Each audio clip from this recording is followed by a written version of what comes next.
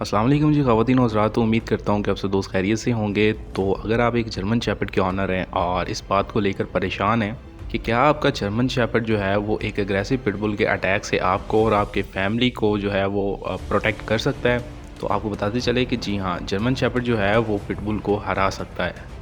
और इनफैक्ट इसे साइज़ और वेट का बहुत ज़्यादा एडवांटेज होता है और इसकी फाइट फोर्स जो है वो भी स्ट्रॉन्गर होती है। लेकिन फिर भी पिटबुल एक ऐसी ब्रीड है जिसको ब्रीड ही किया गया था फाइटिंग के लिए। तो एक वेल ट्रेन और वेल ग्रूम जो पिटबुल है वो आसानी जर्मन शेफर्ड को हरा भी सकता है।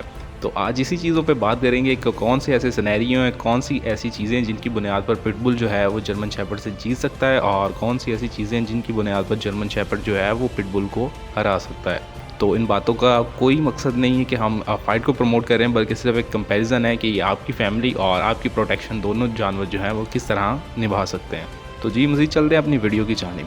तो जर्मन शेफर्ड एक पिटबुल को क्यों हरा सकता है? सबसे पहले तो आ जाता है इनका लार्जर साइज़ जो है वो बहुत बड़ा फैक्टर है बिटवीन दोनों डॉग्स के दरमियान। जर्मन शेफर्ड जो है सिंपली बिगर देन होते हैं पिटबुल्स के मुकाबले में और साइज़ जो है वेरीज करता है। ऑफ कोर्स जर्मन शेफर्ड जो है वो लार्ज है पिटबुल से, तो बहुत ज़्यादा इन्हें यहाँ पर एडवांटेज मिलता है क्योंकि ये लार्ज हैं। और बात कर ली जाए अगर इनके वेट के बारे में, तो ऑब्वियसली जो जर्मन शेफर्ड्स हैं ये हैवियर होते हैं पिटबुल से, तो यहाँ पर भी जो इनको है वो काफ़ी ज़्यादा जो है फाइट के दरमियान एडवांटेज मिल सकता है। तो बाइट फोर्स की अगर बात कर ली जाए तो बाइट फोर्स का कोई ज़्यादा डिफरेंस नहीं है, लेकिन फिर भी जर्मन शेफर्ड की जो बाइट फोर्स है वो तकरीबन 2 से 3 पॉइंट जो है वो पिटबुल से ज़्यादा है। बात कर लें इनकी बाइट फोर्स के बारे में, तो बाइट फोर्स टोटल जो है जर्मन शेफर्ड की 238 PSI है, जबकि पिटबुल की बाइट फोर्स जो है वो 235 PSI है। तो छोटी छोटी चीज़ों की बुनियाद के ऊपर जो है वो ऐसे ही आपका जानवर जो है वो थोड़ा भारी हो सकता है। तो यहाँ पे बात कर लेते हैं इनके फ़र की, यानी कि इनके कोट की। तो जर्मन शेफर्ड के पास जो है वो फ़र बहुत ज़्यादा होता है, स्पेशली नेक के पास जो है, और पिटबुल के पास कोई इतना ज़्यादा फ़र नहीं होता जहाँ पे एडवांटेज जर्मन शेफर्ड को मिलता है। जहाँ पर अगर उसके बाइट होती भी है तो एक बैरियर की तरह जो इनका फ़र है वो काम करता है, ज़्यादा इन्हें डैमेज नहीं होगा और ज़्यादा आसानी से इनकी पकड़ नहीं होगी। तो यहाँ पर एडवांटेज जो है वो काफ़ी ज़्यादा जर्मन शेफर्ड को जाता है। तो दूसरी तरफ हम बात कर लेते हैं इनकी लॉयल्टी की, यानी कि जर्मन शेफर्ड के ऊपर अगर इनके ऊपर बज़ाते खुद अटैक हो जाए तो ये मे भी कुछ वक्त के बाद जो है वो थक जाएं, हार जाएं या हिम्मत छोड़ जाएं, लेकिन अगर अटैक होता है इनके मालिक के ऊपर या बच्चों के ऊपर तो ये आखिरी दम तक जो है वो लड़ेंगे। तो यही इनकी वफ़ादारी है जो इनको मज़ीद ऊपर रखती है।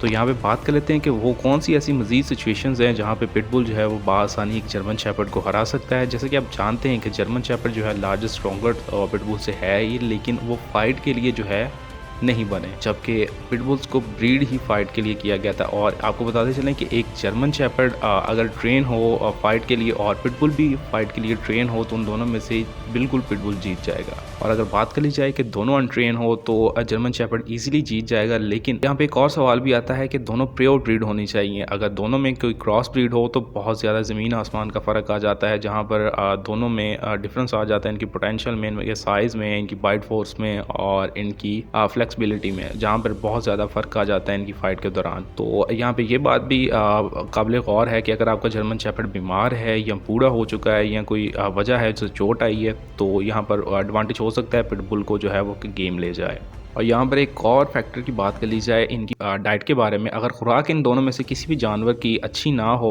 और दोनों जानवर में से कोई भी जो है वो फाइट इजीली हार सकता है, क्योंकि स्टेमिना नहीं होगा, इतनी जान नहीं होगी, सकत नहीं होगी कि वो लड़ सके। तो इसलिए ये भी फैक्टर है कि इनकी जो डाइट है वो अच्छी होनी चाहिए। साइज़ और बाकी चीज़ों की बुनियाद के साथ डाइट भी अच्छी होनी चाहिए। और ज़्यादा से ज़्यादा कोशिश करें कि आप जब भी वॉक के ऊपर जाएँ तो अपने जर्मन शेफर्ड को जो है वो इसकी लीज जो है वो खींच के रखें, इसे ज़्यादा लूज़ ना करे ताकि ये अटैक की तरफ ना जाए। और फॉर एग्जांपल अगर कोई अग्रेसिव पिटबुल अटैक कर ही देता है तो इन दोनों की लड़ाई को जो है वो छुड़ाना कोई आसान काम नहीं है, स्पेशली अगर इस लड़ाई में पिटबुल इन्वॉल्व है तो बहुत ही डेंजरस फाइट हो सकती है। और कोशिश करें कि इसके साथ साथ अपने आप की भी हिफाजत करें, क्योंकि इन दोनों के दौरान कोई भी जानवर जो है वो आपको बाइट भी कर सकता है अनचाहे, क्योंकि लड़ाई के दौरान कुछ भी हो सकता है। तो कोशिश करें कि इनकी फाइट जो है वो जल्द से जल्द जो है वो ख़त्म करें। इनके जो कॉलर्स हैं उनको पकड़ कर जोर के साथ जो है वो पीछे की तरफ खेलें। अगर फिर भी ये बैक नहीं हो रहे, ऑब्वियसली दोनों लार्ज साइज़ ब्रीड हैं, तो कोशिश करें कि कोई लकड़ी या कोई ऐसी चीज़ लेकर इनके मुँह के दरमियान जो है वो ट्विस्ट करें और इन दोनों का जबड़ा जो है वो खोलने की कोशिश करें।